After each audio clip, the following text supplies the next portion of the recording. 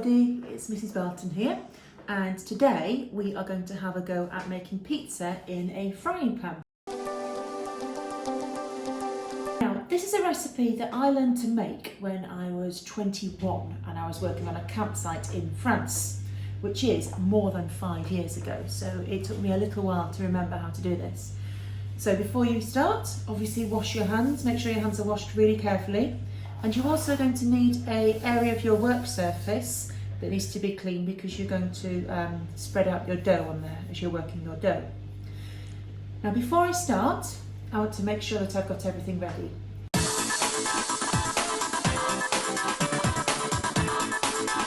So I want to make sure that I've got all of my ingredients to hand. You're going to need olive oil. You're going to need 250 grams of self-raising flour. You're going to need some salt and some pepper. We're going to need a tin of tomatoes, your ordinary sized tin. Make sure they're chopped tomatoes. You're going to need half an onion, probably a fairly small onion. And you're going to need a garlic clove. Now when we talk about garlic cloves, garlic grows in bulbs like this.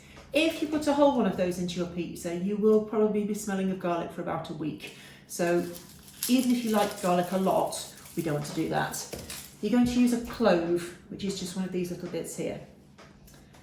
Okay, you might also, instead of that, you might want to use a teaspoon of garlic puree or those little garlic granules that you can get instead, but I prefer the flavour from a fresh clove. We're going to use a teaspoon of dried mixed herbs, and we're going to use a teaspoon of sugar. Most cooks say you should use caster sugar, however, any old sugar that you've got in the cupboard will do. If you want to put some extra pizza toppings onto your pizza at the end, you can do that.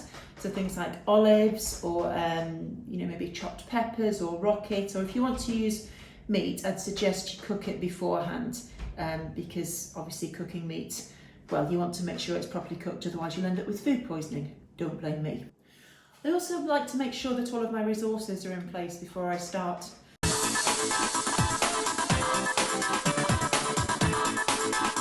So I'm going to need a frying pan, a normal size frying pan. I'm going to need a fairly small saucepan.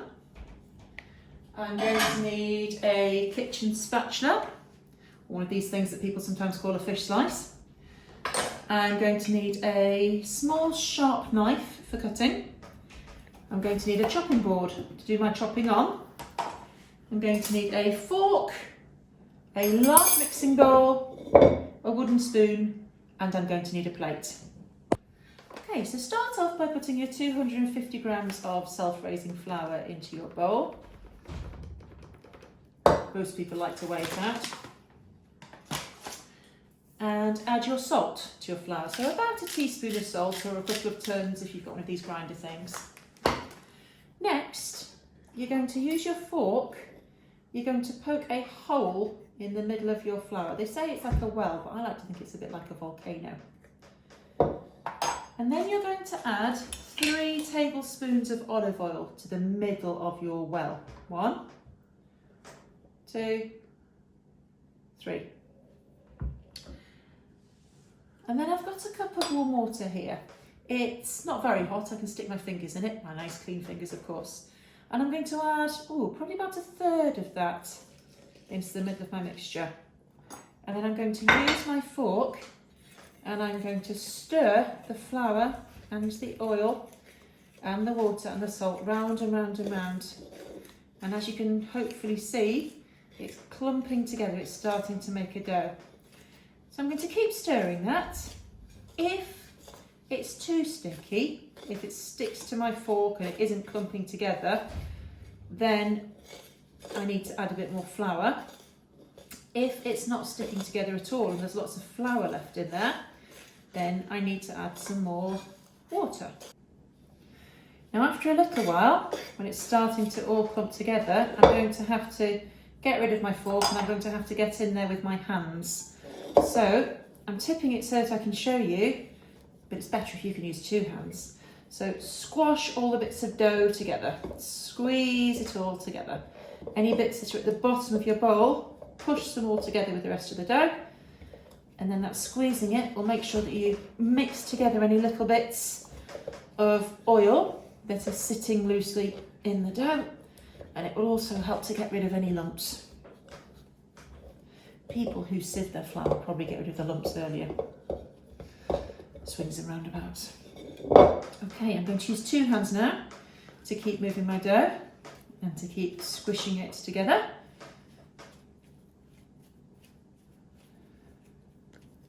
And then I'm going to move on to my work surface. Okay, so I'm going to put a bit of flour on my nice clean work surface and spread it out so that the dough doesn't stick to it. And I'm going to push it out. Make sure that it's all well kneaded and all mixed together. Now I've got enough dough here probably for about 3 little pizzas. So I'm going to split it into 3 groups. I'm going to put 2 of them back in the bowl, and I'm just going to work with 1 of them. And once I'm happy that all of the lumps are out of it, all of those lumps and bumps have been smoothed away, I'm going to squash it flat on my work surface. I'm going to use my hands to spread it out a bit. Because it's going to be cooked in a frying pan, it needs to be quite thin. So if you're finding it difficult to spread it out with your hands and to squash it with your hands, you might even want to cheat a bit and give it a bit of a roll with a rolling pin. There we go. Now then, I've got a nice flat pizza base, and I'm going to put that to one side, just over there, whilst I concentrate on making my sauce. So, I'm going to start off with my half an onion. Now when I'm chopping, I need to be really careful about my fingers. I've started with 10, I'd like to end with 10. So you can see, if I start to chop like this, I'm going to end up cutting my fingers and it will totally ruin my pizza. I don't want that. So I'm either going to use a bridge and cut in the middle, or I'm going to use a claw and keep my fingers out of the way. So I'm going to start off by cutting off the top of my half onion, put that to one side, I'm going to turn it round, and I'm going to cut the bottom of my half onion and put that to one side.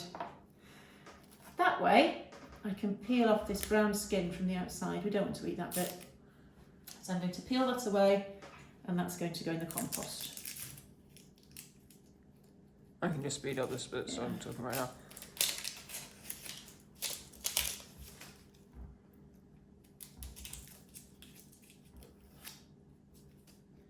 Just continue speaking.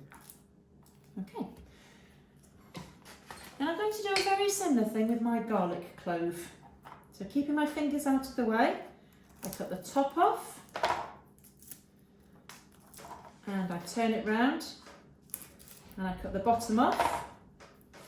And then all of this purpley outer layer, I can pull that off quite easily now. Again, that's a bit too tough to eat, so I don't eat that bit. I want the bit in the middle.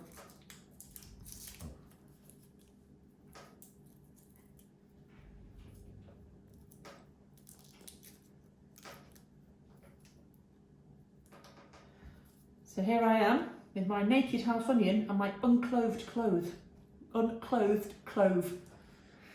Now to chop up my onion, I'm going to hold it using a bridge, and I'm going to chop it into lines that are about a bit less than 1 centimetre wide.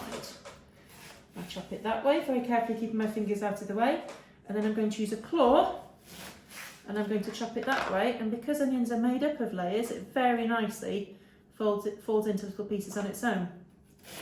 So that way, being very careful with my fingers right at the end, and there we go, there's my onion all in little segments. A similar thing with the clove. I'm going to hold it in a bridge and I'm going to cut it about 3 times lengthways, and I'm going to use a claw and I'm going to cut it into tiny little pieces that way. Garlic's a very strong flavour, so you might not want to use all of it in your sauce. Okay, I'm going to start my cooking. So I've got my 2 gas hobs here. I'm going to put some oil into my frying pan, probably about a tablespoon of oil. And I'm going to swizz that round a little bit. and I'm going to leave that to heat up because I need that pan to be fairly hot. I'm going to put some oil in my saucepan, which is where I'm going to make my sauce. Now, I'm going to carefully put my dough into my frying pan, and I'm going to leave that to cook whilst I make the sauce. I'm going to give it a little swizz round to make sure the oil's all spread out. I'll get my onion and my garlic, and I'm going to put that into the pan.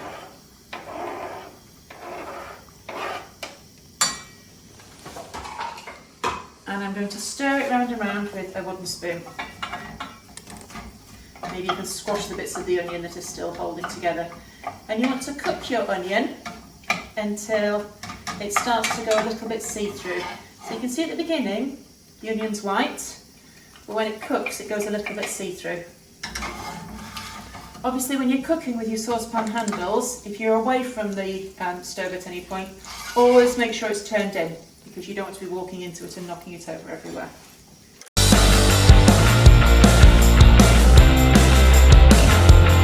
Okay, once my onions are frying nicely and they're starting to go a little bit see-through, a little bit translucent, I'm going to add my tin of tomatoes.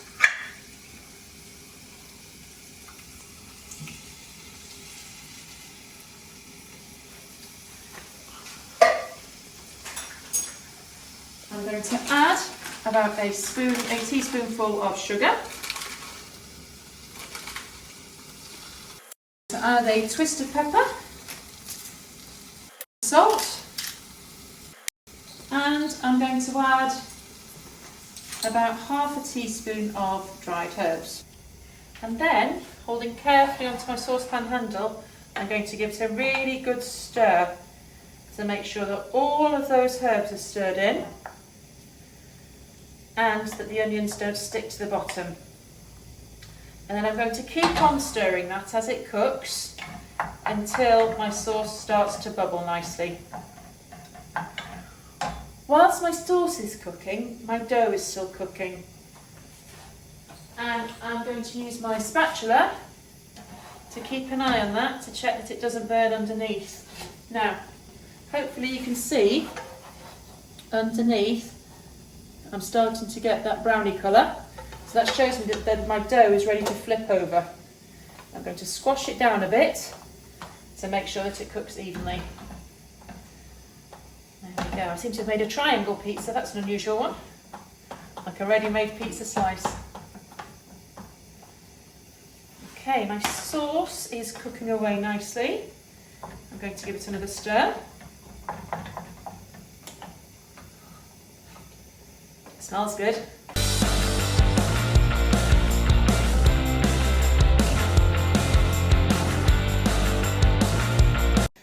Right, my sauce is bubbling away nicely now, so I'm going to put that to one side. I'm going to take my pizza base. It's cooked on both sides, but I'm going to flip it over again because I don't want the bottom of it to burn whilst the topping is cooking through. So I've still got the heat underneath that base now. I'm going to spoon some of my topping, so my tomatoey sauce across the base. If you like the pizzas very tomatoey, you'll want a very thick layer. If you're not so fussed on tomatoes, then you'll want a thin layer.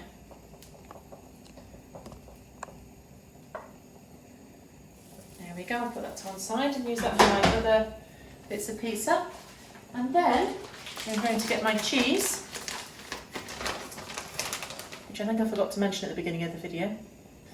Oh, well. Okay, there we go. So I've got grated mozzarella, but you can use cheddar or both. And I'm going to spread that out over my tomatoey sauce.